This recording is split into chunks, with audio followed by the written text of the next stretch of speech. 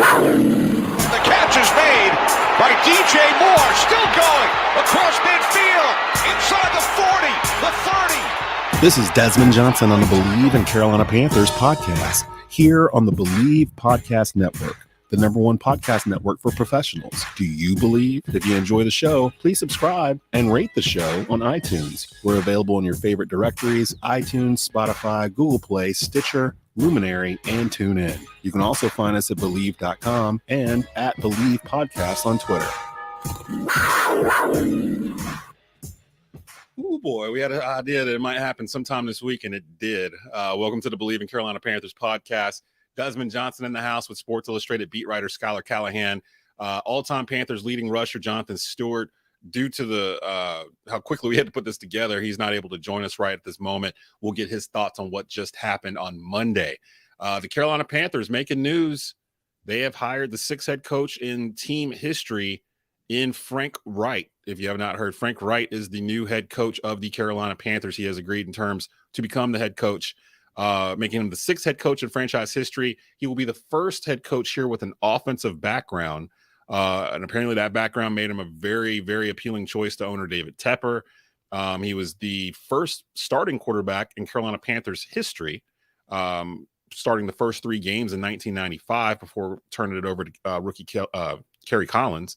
And that was after a stint in Buffalo. You might remember he was the backup quarterback for Jim Kelly, led what was at the time the biggest comeback in NFL history. Before we get into what this hire means and everything else, keep in mind it's always open mailbag here on Bleav in Carolina Panthers. I know a lot of you guys probably got some thoughts on this hire, good or bad. Feel free to put them here. We'll be able to answer them as much as we can here on air. I'm not sure how long we're going to go here today, probably a quick 20-25 minutes. So if you've got something that you want to express regarding the hire or the non-hire of Steve Wilks or however it may be, go ahead and put it here and we'll answer it here for you. Skylar, you're in the building. I know your weekend just got a hell of a lot busier with everything else going on. Give me your initial thoughts when this dropped and your thoughts on Frank Reich, and I'll go after you. Yeah, I mean, I told you before we started, I got that feeling when I woke up this morning that today or tomorrow was going to be when it happened. And thankfully, I kind of got ahead of it and was able to get stuff ready for it. So thankfully, I was able to do that. But it's going to be crazy the next couple of weeks. Obviously, we're probably going to have an introductory press conference here at some point. We're going to get to ask Frank a lot of questions. Hopefully, we'll get to ask David Tepper a lot of questions. And interestingly enough, as you're doing the intro there, I was scrolling through Twitter, and I haven't got to listen to it, but just from what one of the tweets that I read, apparently Steve Wilks was not the runner-up for this job. Wow. It was actually Kellen Moore, which is very, very interesting. That is very interesting. Again, the hand that Steve Wilks was dealt was a challenging one. I mean, he didn't pick this roster. He did not pick this coaching staff.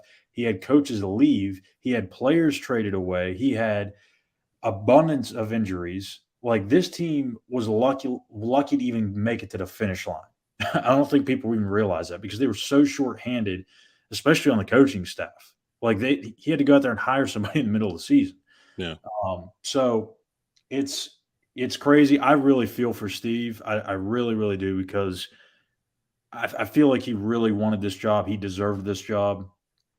And I think he deserves to be an NFL head coach, frankly. But I do understand why Frank Reich was the hire.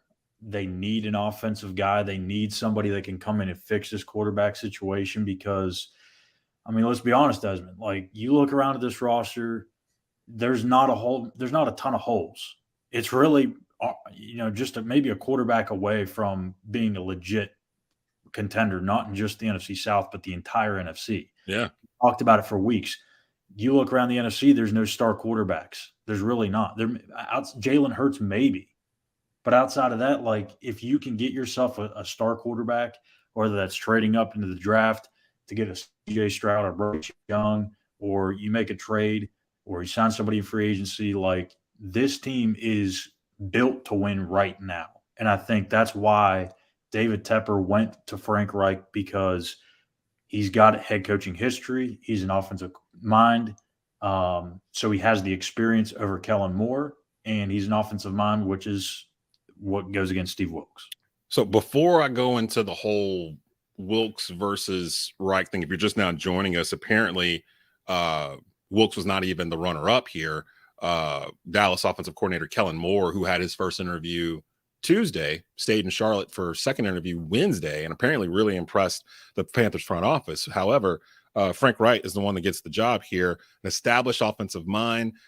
He is the first coach in the Carolina Panthers history that'll be from that side of the ball. Everyone else, from Dom Capers to George Seifert to John Fox, Ron Rivera, have all been defensive-minded coach. Matt Rule, of course, didn't want to label himself as offense or defense. He thought of himself as more of a CEO type of coach.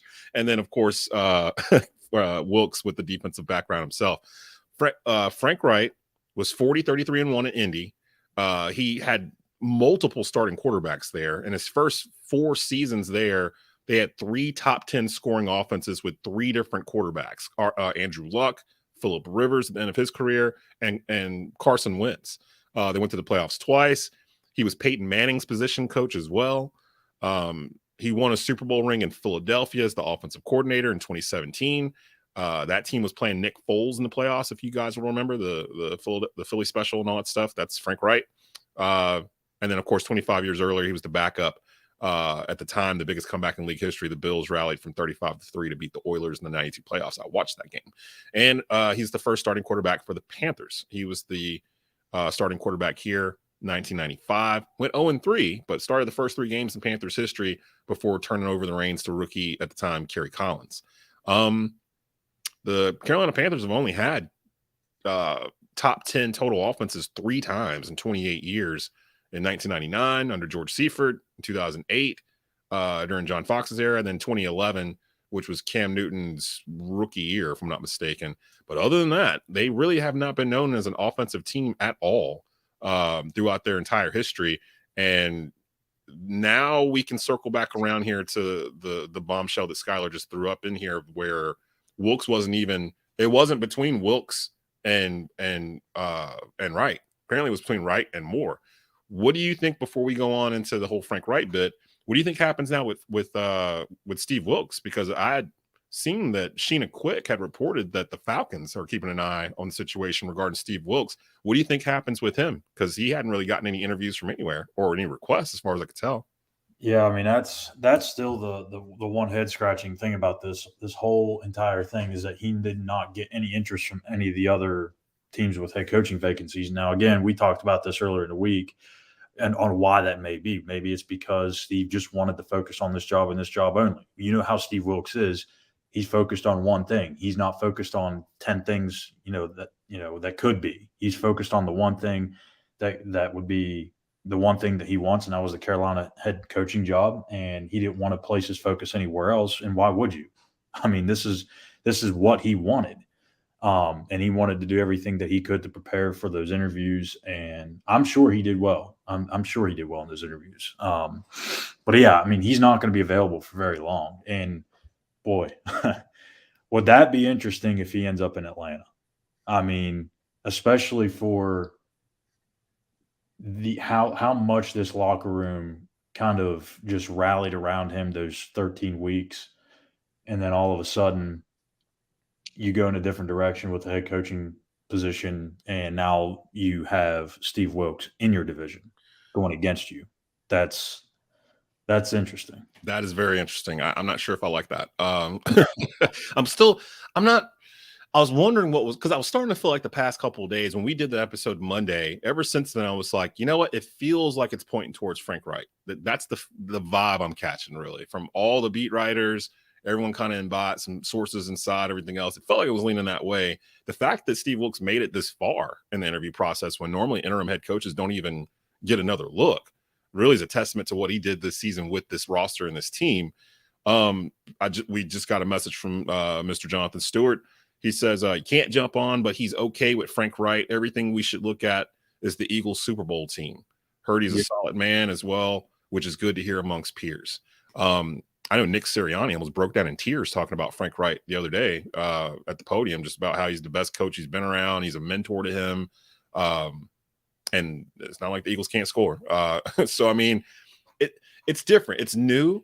But it's different, though. Let me ask you this, Skylar. What are the odds of Steve Wilks staying on as defensive coordinator? Because he wasn't the defensive coordinator when he got promoted. He was the secondary coach. So wouldn't that still be a promotion for Wilks? Or do you think that ship has sailed?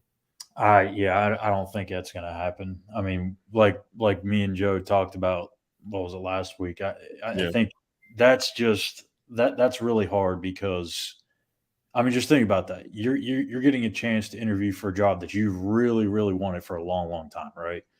And you go in, you think you knock it out of the park, you feel like you were the best man for that job, and then all of a sudden they hire somebody else with completely different background and all that stuff, and then they come back to you and say, "Hey, Des, I know you're not going to be the lead, host or whatever, but we'd like to have you back on as a producer. What do you think about that?" That's actually happened to me before. And I took it. I took the producer job. And I ended up taking the producer job and ended up parlaying out.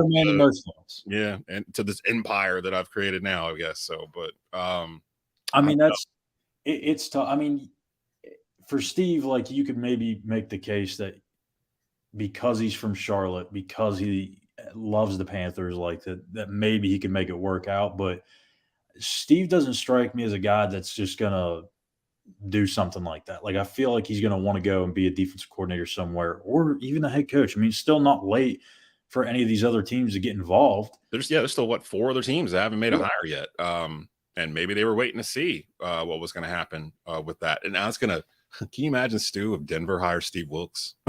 Oh gosh. Oh my gosh. Oh my gosh. That would be hilarious. But the one place I don't want to see him go is Houston, because we've seen over the last couple of years they're like one and done with coaches for whatever reason. And that would be the last thing I'd want for Wilks, is to have a similar situation as he had in Arizona. I do feel like he was unfairly that year in Arizona kind of unfairly weighed him down, I think, in this instance. Like, if he had never been a head coach and only a defensive coordinator, maybe he'd be looked at even differently. Weird. This was his only showcase as the interim head coach. Yeah, I mean, he would definitely be getting opportunities. Just like that, and the time with Rivera as the defensive coordinator, and he never was a head coach, just like the times he's been DC. Yeah. It almost feels like he would have been looked at the same level as a Kellen Moore or these other guys that never had head coaching experience. But that 3-13 year in Arizona, through no fault of his own, he inherited the team. They were a dumpster fire when he got there, and he really only got like 10 months to try to turn it around. Nobody can do that in the NFL. It just feels like it was kind of held against him a little bit more here. I almost feel like with David Tepper in the building today, do you think maybe he was trying to convince Wilks to maybe look at the DC position, or is this going to be a situation where Reich's going to want his own folks? I mean, it's possible. I don't rule anything out, but I'd probably say it wasn't likely. It was probably just, let's get everything done, get the paperwork done, and start on whatever's next. I don't know if that was, like I said, it could have been a thing. But I mean, again, for Steve, like, I just think there's this kind of like weird stench that surrounds the interim tag, right? Like, if you are a team that has a head coaching vacancy, you're not going to look at guys that were an interim head coach. Like, Rich Bisaccia did a phenomenal job last year with the Raiders. And outside of Rich Bisaccia and Steve Wilks, interims have not had much success. Right. So those two not getting a job should just tell you right then and there, like, owners are not going to go and hire interims from other teams. You're going to have to go probably prove it elsewhere. So I'm thinking Steve Wilks is probably going to get a defensive coordinating job. And I mean, hey, like, I wouldn't be surprised if he does go to Atlanta. He knows this division. He knows the Panthers. And I mean, if he goes there and puts together a couple of solid seasons, then he's probably going to end up being a head coach here in a couple of years. Yeah. We're just reacting here to the news that just dropped at the top of the hour. The Carolina Panthers have hired former Colts head coach, former Panther quarterback Frank Reich as the new head coach, the first offensive-minded head coach in Carolina Panthers history over 28 years. Garrett Wallach mentions it was the right call. If you hire Wilks, who the hell is your OC? You're digging the bottom of the barrel. 10 teams looking for OCs right now. Reich lets you snipe a young quarterback coach and bring in a vet DC like Vic Fangio. he ain't wrong. I mean, Well, actually, he ain't wrong at all. and no one's going to like this, including Garrett. But like I've said before, like I don't think you can judge Ben McAdoo off of this season. And I'm not saying he would have been the guy. I'm not saying that's who would have been the OC had Wilks got the job. I'm not saying he would have been the right guy, but it's hard to judge anybody when you have to go through three quarterbacks and you trade away your best player, you trade away one of your starting receivers, even though he hadn't been productive. That's a lot of change to kind of go through, especially in your first year in the offense. Like, I mean, he had almost a rotating door at quarterback. So, I mean, it's hard to really judge Ben McAdoo. Obviously, with this hire, you don't really see him coming back. But I do expect James Campen to be back, the offensive line coach. I think that's one guy I probably imagine that Frank Reich is going to want to retain. I mean, the job that he did with that offensive line is remarkable too. So, but as far as what Reich's going to do, I mean, he's probably going to call the plays himself. But I'm really more interested in what happens with the defensive coordinating spot because I don't really know where that's going to lead them. I'm trying to think of who's out there that they might want to, or like you said, Fangio's out there apparently. I don't know. I guess we had talked ourselves into it better be still Steve Wilks or else here at the Panthers for like a month and a half. Yeah. Where I think all three of us, me, you, and Stu, were all kind of like, well, odds are it might not be Wilks because of everything we just laid out here. I didn't know how ahead Frank Reich really was until about a day or so ago. But as I sit here going on 3 o'clock in the afternoon, we've had about an hour now to kind of digest this. I'm okay with it. Actually, it makes me think that they are going to go for quarterback in the draft. Now, we've been dead set against that too. Although I'm seeing CJ Stroud start to get attached to us a lot, but he's not going to be there at 9. We'd probably have to trade up to do it, maybe to 5, So there's a lot of moving parts here going on. But the one thing David Tepper said, before was that when they let Matt Rule go, if I'm not mistaken, he mentioned what he kind of wanted. He wanted somebody that was more of an offensive mind. Granted, he might have wanted somebody younger. Frank Reich is 61, if I'm not mistaken, but still a lot of gas in that tank. I'll be interested to see what staff he puts together for this, which I would assume is why they went ahead and announced it today, so he can go ahead and start lining some of that up. I don't know if this would be a connection or not, but Matt Eberflus is currently the defense coordinator with Indianapolis. He was the former head coach of the Chicago Bears, so might be a name to watch out for. I'm not really sure. Obviously, you got to look at some of those Philadelphia connections that he had from their Super Bowl run, which I think is probably the one thing that should give fans a lot of hope in terms of I guess what I'm trying to say is if you're a little skeptical, like I am in some instances with how he did in Indianapolis because of the quarterback situation, how they can never get it figured out. Just look what he did at Philadelphia. And Carson Wentz, look where Carson Wentz is now, okay? Mm-hmm. He had Carson Wentz looking like an MVP candidate. Yes, in his second season, Carson Wentz was on the cusp of potentially being the league MVP or at least being a finalist for it. In his second year, he threw 30 touchdowns. He protected the football. He hasn't been the same since. Now, injuries played a big part in that, but you look at his tenure in Indianapolis. He had Andrew Luck for a year, and then he unexpectedly retired, which that just sent the Colts down a freaking rabbit hole trying to find a quarterback. So they had Jacoby Brissett already there. They gave him an opportunity. They ran through it with Phillip Rivers. They went to Carson Wentz. They went to, Matt Ryan. So it was just really kind of like a 1-2 year fix at a time kind of thing. And it's hard to do that in this league, as we know. We're aware, yeah, all these quarterbacks. So, and I don't think that Frank Reich was a huge part in that. Like, I mean, I could be completely wrong, but I don't think his idea was to keep going through quarterbacks year after year after year. And I mean, let's face it, their roster was too good to get a top guy in the draft. So, he's got an opportunity here where he didn't have in Indianapolis to be drafting in the top 10. and you have the draft capital to move up to, like I said, I wouldn't go up any higher than 5. But, if we're going to get a little nitpicky here and you say, hey, you want to trade up to 4? Okay, whatever. I'll trade up to 4. Just depends on who it's for. Like if CJ Stroud is there at 4, okay. Yeah, I would be willing to roll the dice on it. But I don't know. Actually, Garrett, who commented earlier, brings up a very interesting point now, because everything has changed now that Frank Reich's the head coach. Regarding quarterback, don't forget a year ago, Reich wanted Derek Carr. The front office went over him and traded for Matt Ryan, or so I've heard. Wouldn't be surprised if Carr was the proposition at the table when they interviewed him. A lot cheaper than moving up. Yeah, I mean that's certainly a possibility. I mean, and I didn't want Derek Carr if Steve Wilks was the coach. I felt like, I don't know if that'll work. I don't know if he'll blossom here. Frank Reich as the coach, that sounds tantalizing now. Here's the difference, though, and I think it's because Reich has that offensive background, and look what he did with Nick Foles. Look at what he did with Carson Wentz. Look at what he did with even Jacoby Brissett. Like, even though they didn't meet or exceed expectations in Indianapolis, he still had those guys playing over 500 football for the most part.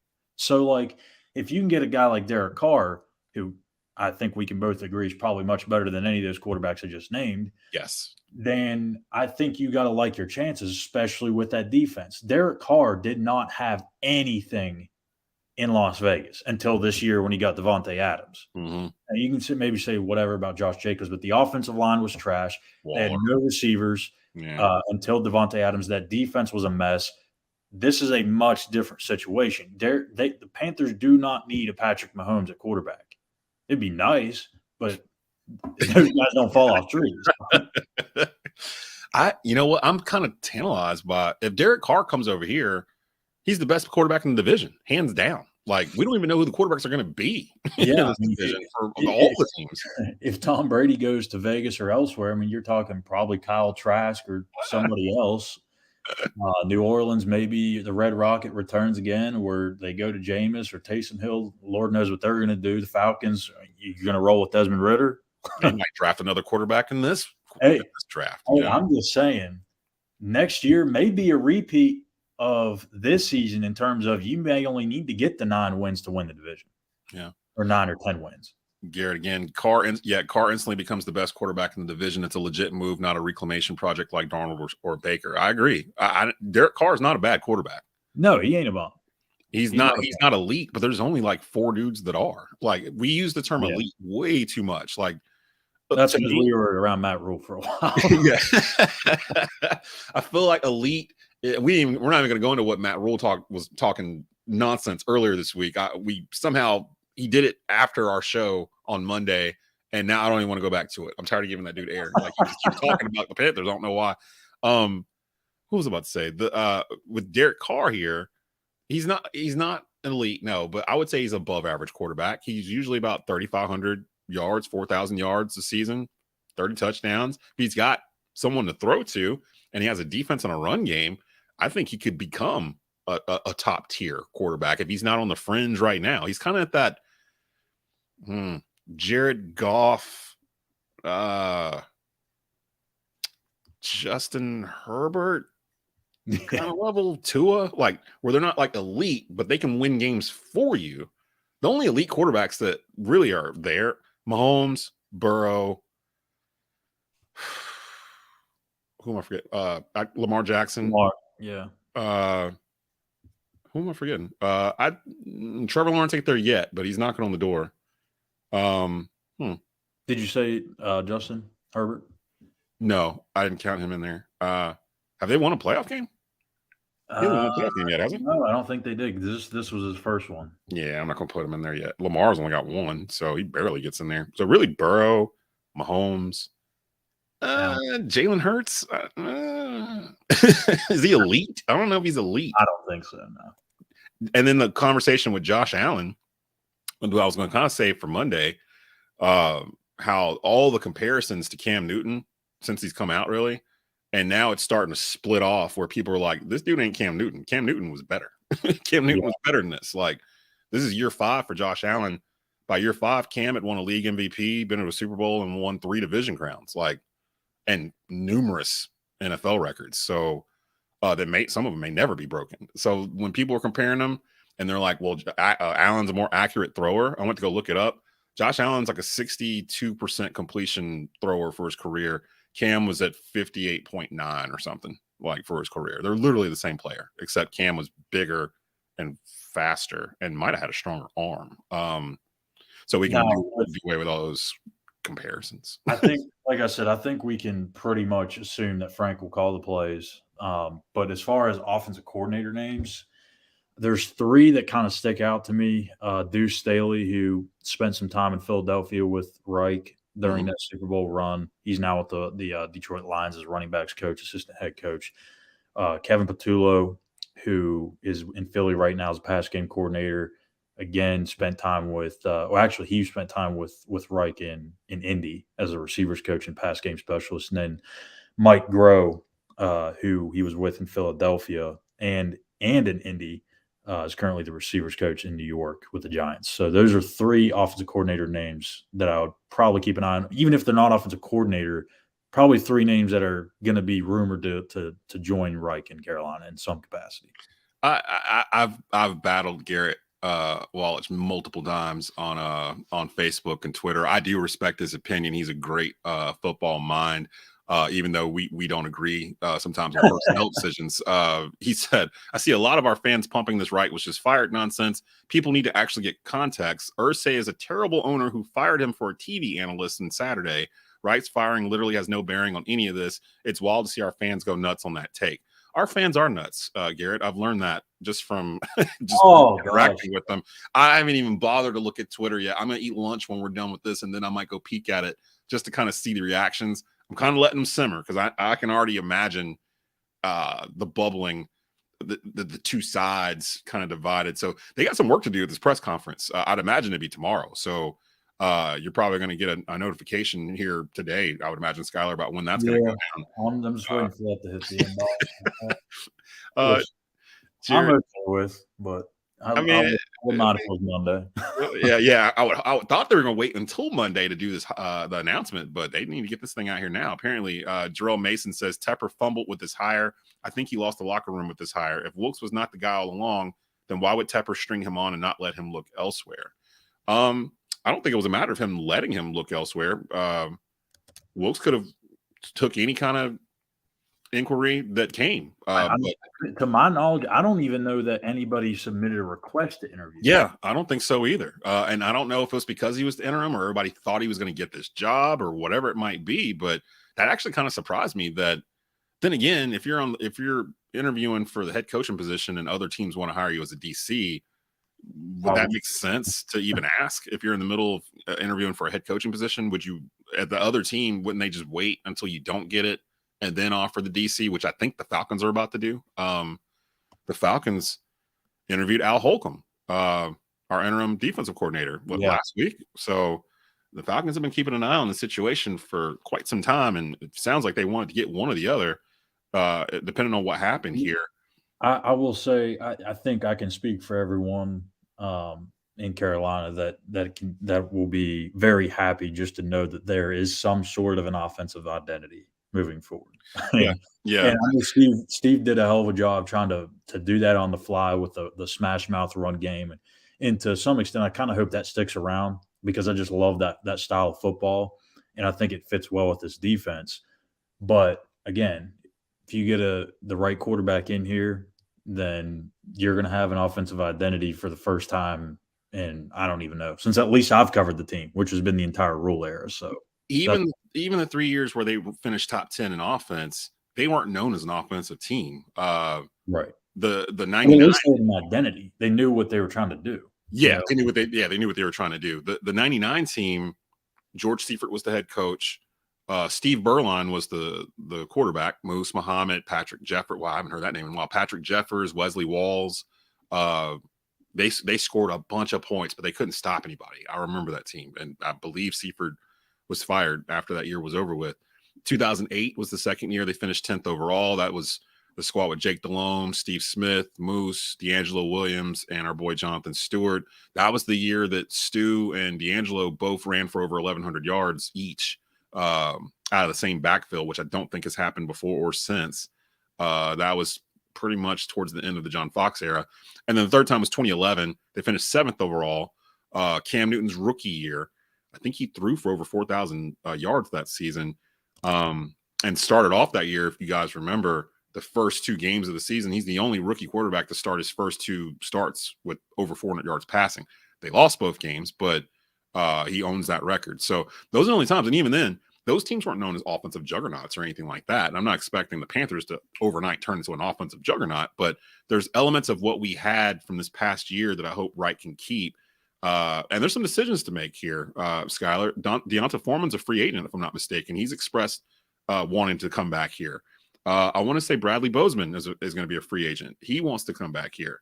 Austin Corbett had the surgery on his ankle. I can't remember the length of his deal, but you want to keep that line together. You want to keep the offensive line coach Campion that came in, like you said earlier in this episode, because that was the bright spot of this team, was the offensive line and the change that they had. If you want to attract a guy like a Derek Carr to come here, I mean, you can tell him, hey, look, we feel like we have a top 10 offensive line. We feel like we got a top 10 run game, and we feel like we got a defense that's on the verge of being elite. Does that sound like something you might be interested in?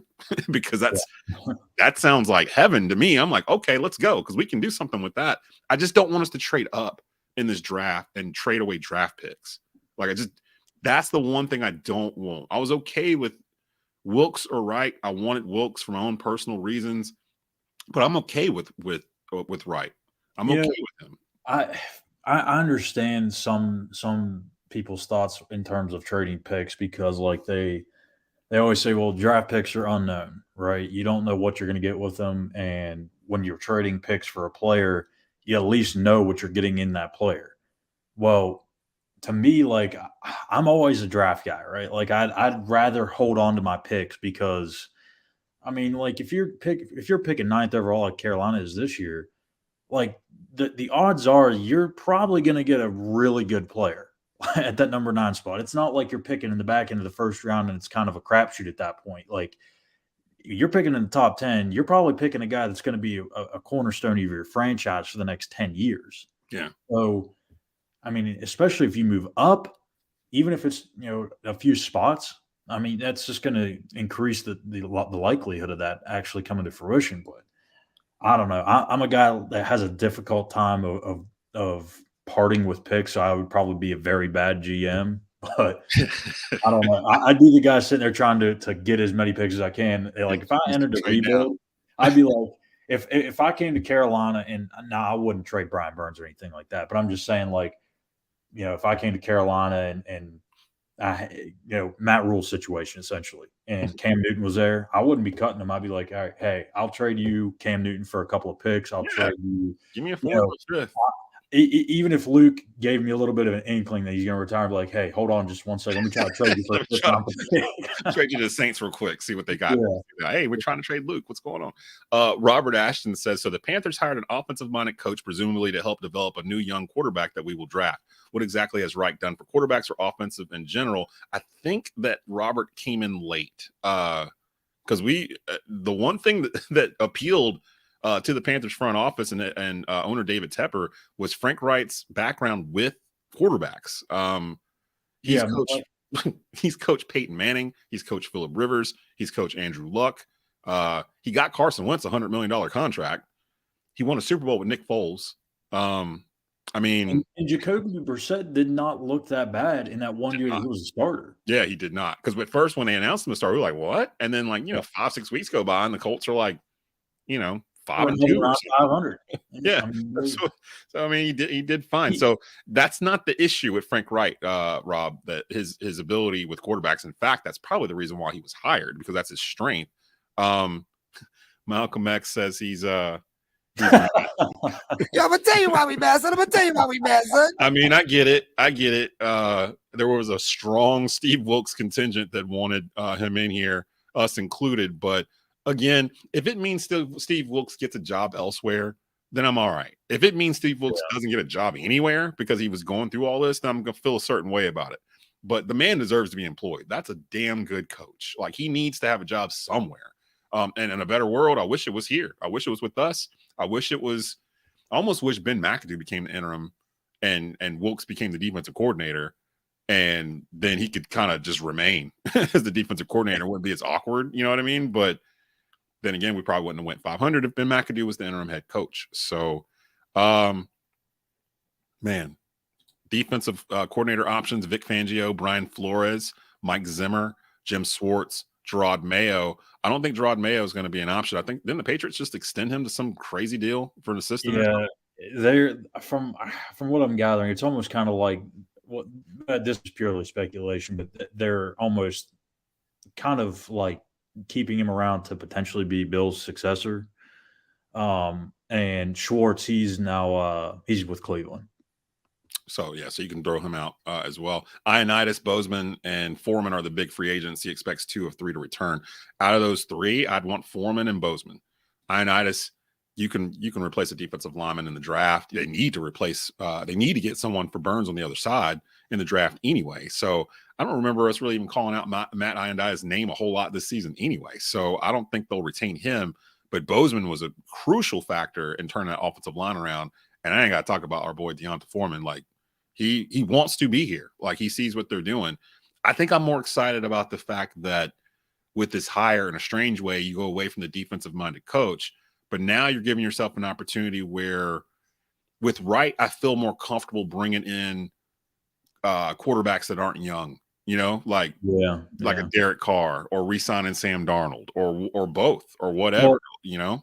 I mean, just think about it. I mean, it didn't sound like or it didn't feel like that whenever it was going on. But now you look back and you're like, man, okay, so the Panthers had Teddy Bridgewater, they had Cam Newton, they had Sam Darnold and Matt Corral and PJ Walker.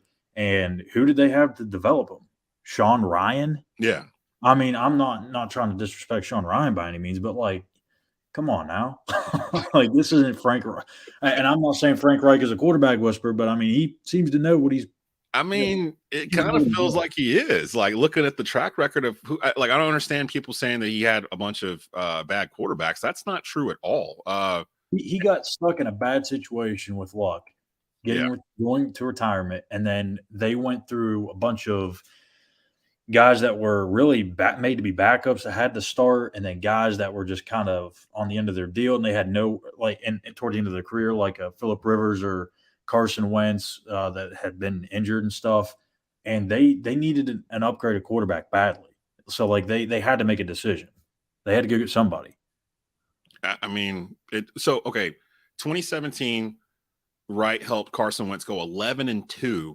He was the front runner for MVP before he got a season-ending injury. Nick Foles took over. The Eagles win the Super Bowl.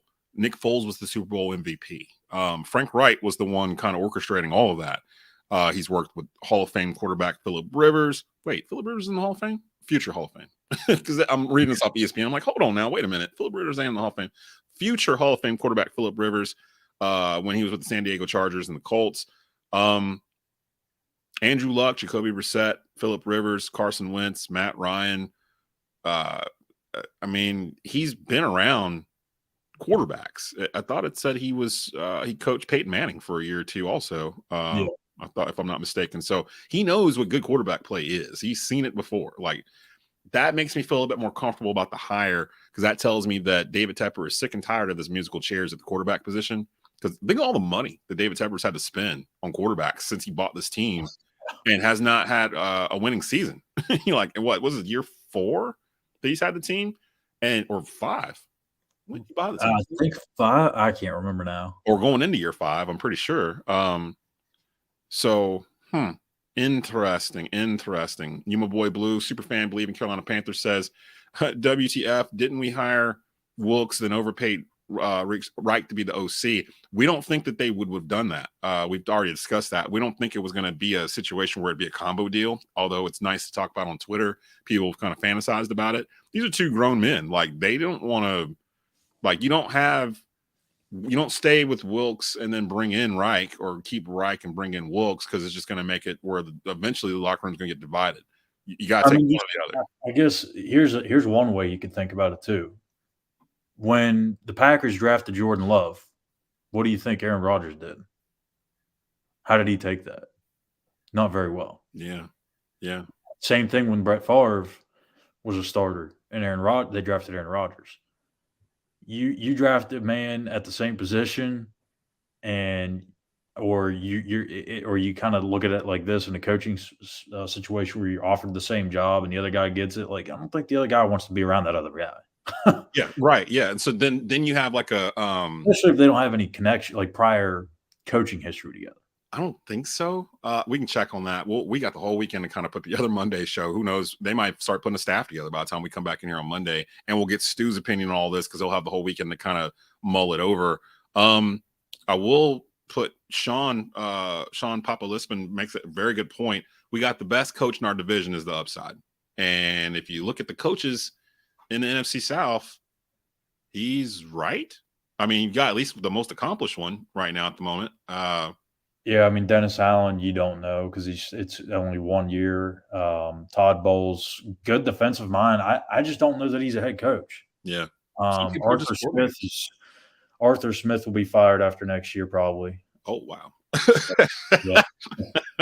I've never been an Arthur Smith guy, and I mean, he ain't getting that thing turned around. So maybe, Steve Wilks goes over there as the defensive coordinator. Maybe it's not another interim position. Nah, maybe it's Steve Wilks as head coach next year. The Atlanta Falcons coming in here to take on Frank Reich and oh my gosh, I think I just made that happen. That sounds almost like that's exactly what might happen. You, my boy Blue, just got back from picking up my daughter from school. Missed the beginning of the show. I have hopes for the new coach. Just heartbroken about Wilks. Yeah, I think Wilks won us over by the way the team gravitated to him over the course of the year. And I think really it's this podcast. This podcast is really the problem because if we weren't doing this podcast, we wouldn't really be talking about it so intimately every week.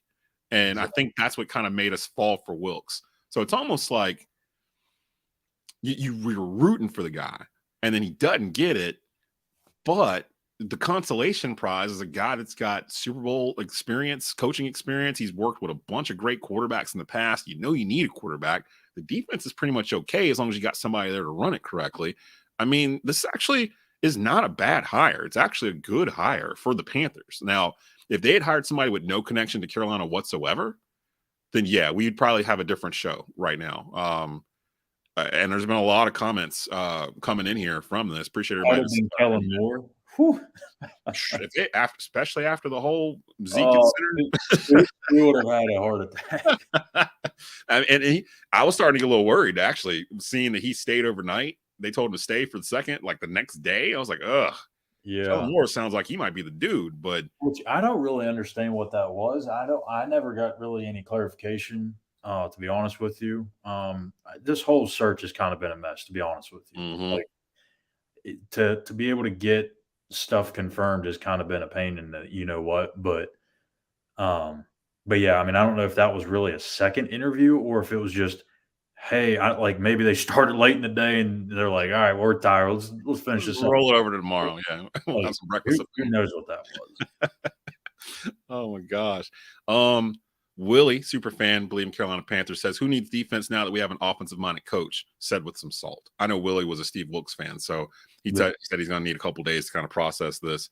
I don't know what Robert Ashton has been watching when it comes to Frank Reich and quarterbacks, because he is adamant that Frank Reich has not helped any of these quarterbacks that he's coached, including the one that has the Super Bowl MVP and the other one that got a $100 million contract going 11-2 with Frank Reich as offensive coordinator. Like, I'll put it this way: Frank Reich in his quarterback situation in Indianapolis was not much better than what Carolina had here, and he had that team winning football games.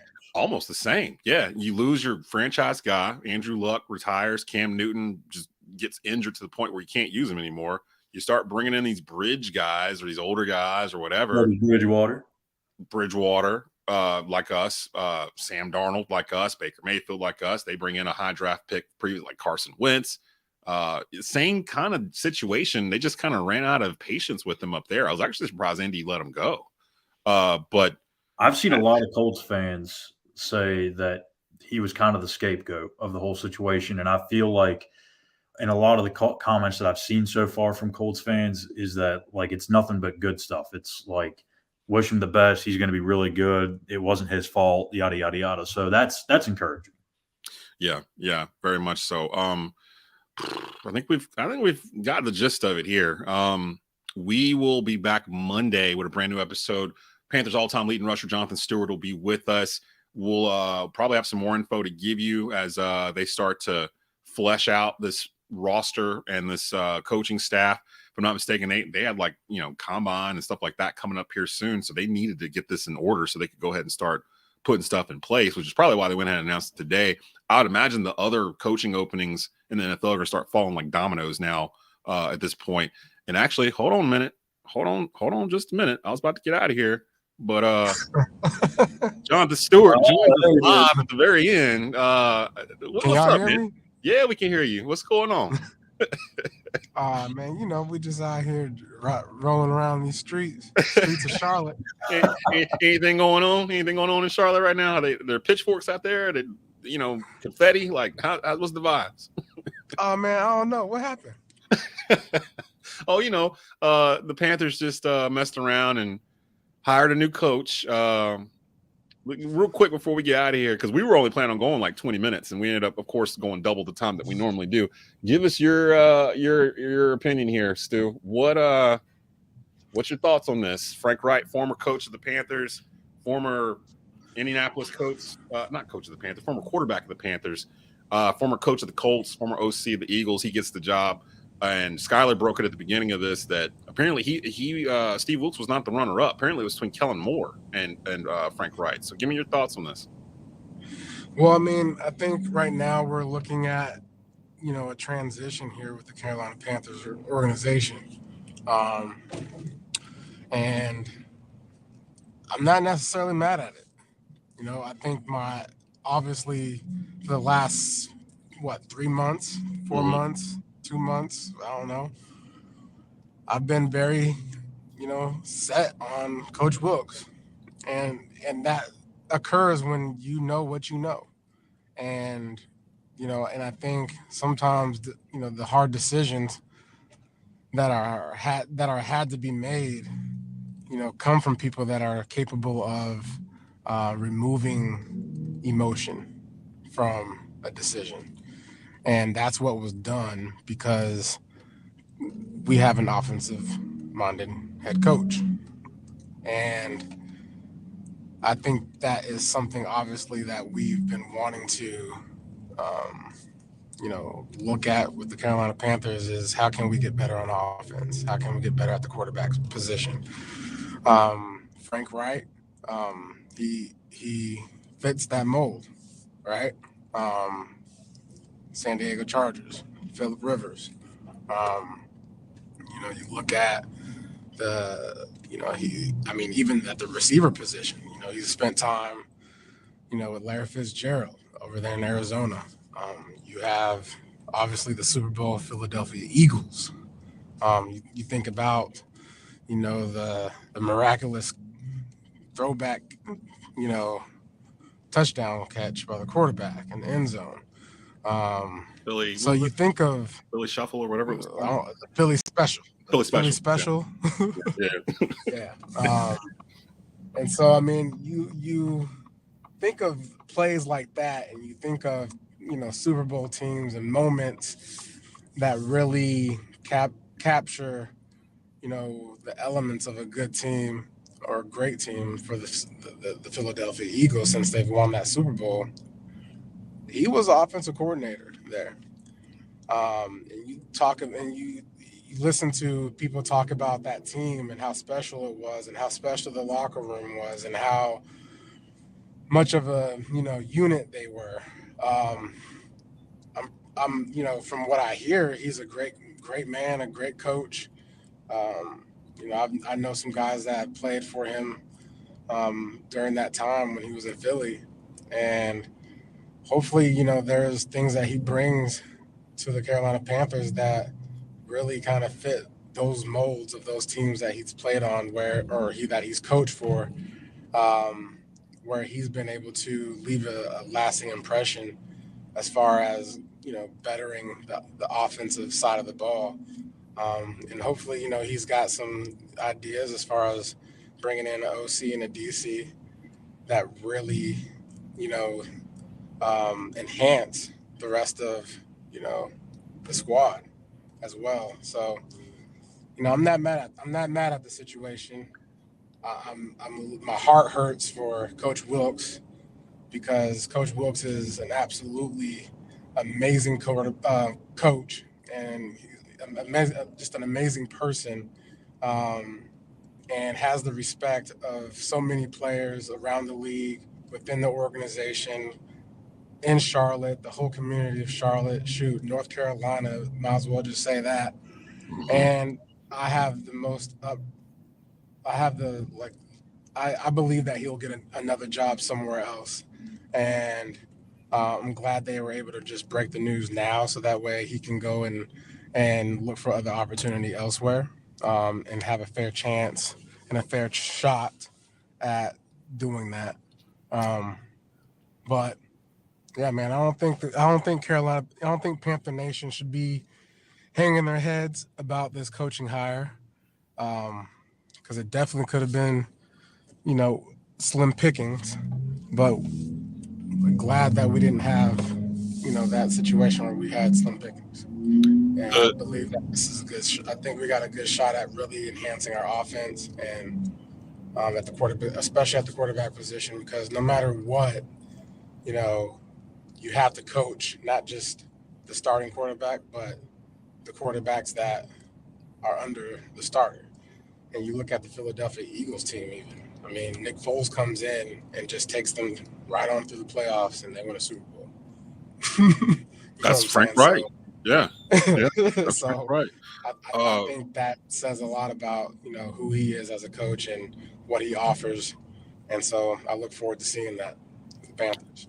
Nick Sirianni, head coach of the Eagles right now, was talking about Frank Reich at the podium, I think last week or a couple days ago, and got emotional talking about him. He said he's his mentor. He's the best football coach he's ever been around. Nothing but high praise for him. I've seen previous players, like with the Colts and other teams, have come out and said, this dude is legit. He's a coach.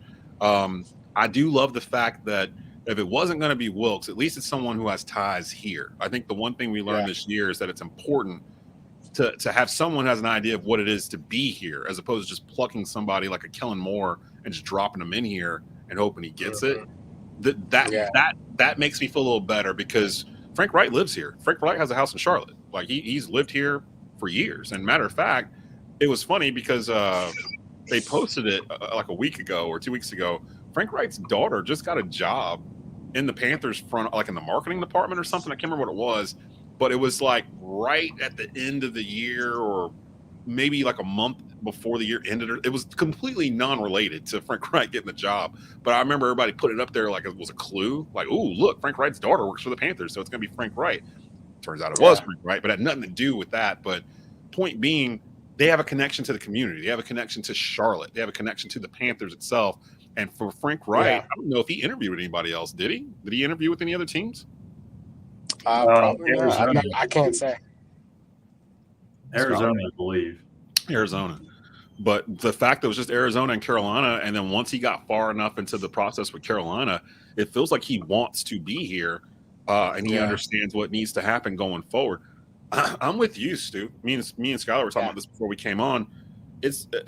I'm excited because it's something new. We've never had an offensive coordinator or an offensive-minded head coach here before, so that's different. I do feel for Wilks, and I think we're so when you get used to something, right?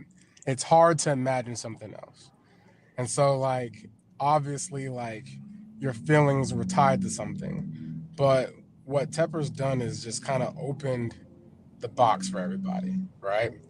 And especially, with everything that's happened in the previous years with the coaching and all that, this is something that was intentional and thought through. And I feel like the decision being Frank, this should give everyone a sense of hope for the Carolina Panthers, because it makes sense. You know what I'm saying? And the other aspects of all this is that he's really a solid guy. And hopefully that makes it easier for the locker room to accept this coach, you know what I'm saying? And accept, what's to come, next and move in the right direction forward. And that being, you hear the NFL and the peers around the league vouching for this guy, it makes it all better for the organization to say, you know what, this is great. Thank you. You know what I'm saying? Like it's a culture thing at the end of the day. And obviously if you have a coach on TV interview that's doing an interview about a coach that was his mentor, almost going into tears. Frank has had that type of impact on a lot of people. And I'm excited for the locker room to be able to have that type of experience with a coach of this caliber. The Brad Holt, Bleav in Panthers fan, says the players for the Colts love Reich. It's your boy says the Wilks supporters hella salty right now. He's a Walmart version of Coach Carter. The way the players tried to gas him up. Reich did more in 4 years with bum quarterbacks than Wilks or most other head coaches. I mean, I don't know if I call Phillip Rivers and the ones he had up in Indy bums. They were at the tail end of their careers. And again, that's because Andrew Luck decided to retire like 8 years into a career out the blue. Yeah. It's your boy. It's your boy. What's his name? It's your boy Blue. It's your boy. Nah, this is different. This is a different guy. It's your boy. That whole he ain't no Walmart version Coach Carter, dog. Man, relax with all that. Yeah, that's a little harsh, don't you think? Like Coach Wilks is Coach Wilks, brother. Yeah. And I do want to give a shout out to David Tepper before we get out of here. Because they could have just hired Wilks. They could have hired they could have interviewed 2 or 3 dudes and then just hired Wilks and gone on, and we'd have been plucking along doing what we were doing. But they did their due diligence. They really went out and interviewed or requested multiple people. They interviewed 9 people. And to Tepper's defense, he said what he wanted when he fired Rule. He said the next guy that comes in here, he'd prefer an offensive minded guy, maybe a little younger. He stuck to his guns. He said what he wanted, and he went out and got what he wanted, which is typically what billionaires do. I think, and the credit though, going back to the fact that it's just not an offensive mind. It's a man that has respect around the league.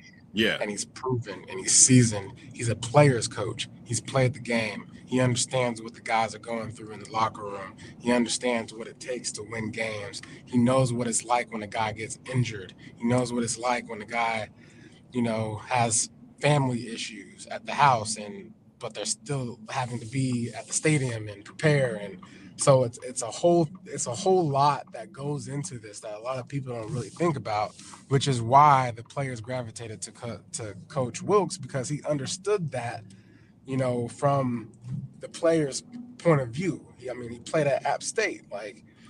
He's coached in the league and he has the respect of the players.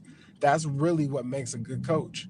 When you are able to get guys to buy in, that's all that matters. And so if he was able to get guys to buy in from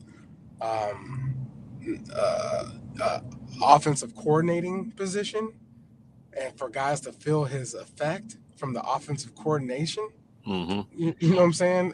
To have that type of effect as a coach, not a head coach for the Philadelphia Eagles, but an assistant coach, offensive coordinator, and everyone's able to say nothing but good things about you.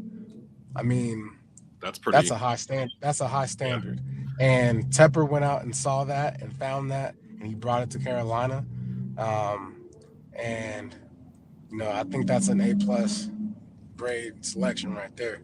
And I think the one thing too that fans kind of just look at is that they just look at Frank being, he was fired, right? He was fired just this past season. Well, 2 things. One, to kind of build off of what Stu just said about players buying in, I think if that was an issue with Frank, he wouldn't have lasted 4+ years in Indianapolis. He would have been gone much sooner than that. And second of all, I think if you take this season away And if you told Panthers fans before the year, look, you probably know how this year's going to go. Matt Rule's probably going to get fired. If you would take Frank Reich today as your coach, what would you say? If you asked a Panthers fan that before the season, I guarantee you they would say in a heartbeat, absolutely, Frank Reich. Yeah. With Matt Rule still? Yes. They're like, where do we sign up for that? Let's go ahead and make that happen right now. And again, Reich has connections here. He's not an outsider. Like, he wanted to be here. He lives in Charlotte. He's lived in Charlotte for decades. Like, he was the first Carolina Panthers starting quarterback in franchise history. So this isn't a situation where they just brought in another dude. They actually did some diligence to make sure this was a good fit. And we said it here.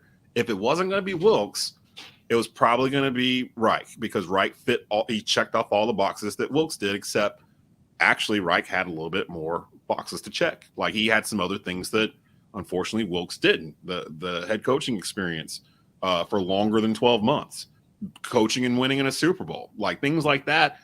Wilks just doesn't have it on his resume. And as much as we love the man and saw what he could do, it's not like there ain't other guys that can do the same thing.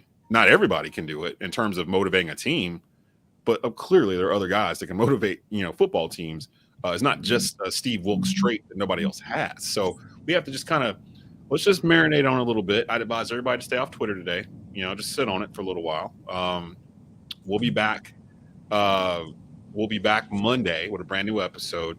Shout out to Jonathan Stewart for popping in right here at the very end there. Appreciate that, because I know a lot of the folks, I'm looking around the side, we've got a lot of comments, a lot of people viewing this particular episode. We kind of thought that was going to happen whenever it finally dropped, that are interested in some stuff. Here's some homework, though, Stu. People are ask Stewart who he wants as quarterback.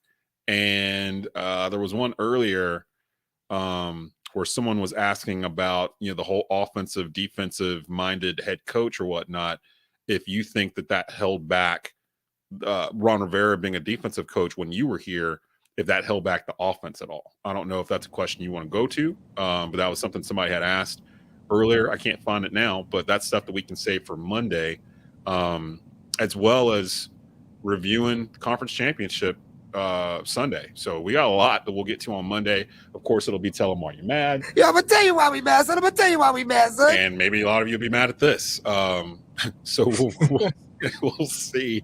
My boy Blue says, thank you, Coach Wilks. Yeah, definitely thank you from Panther Nation for what you did this year, and saved us from a third year of ineptitude from Matt Rule and his regime and what was going on there. You actually gave us a season where we were actually happy to watch football on Sundays through the end of the year. You gave us meaningful football in December, and I don't think Panther Nation will forget that anytime soon. So as those start coming in now, where people are showing their love for Wilks and, of course, the J Stu.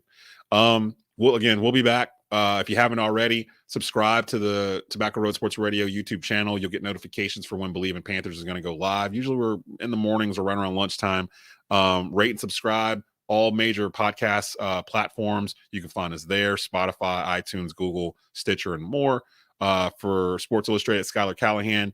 For Jonathan Stewart, I am Desmond Johnson. You've been watching and listening to the Bleav in Carolina Panthers podcast. We got a new head coach, y'all. Welcome Frank Reich into the family.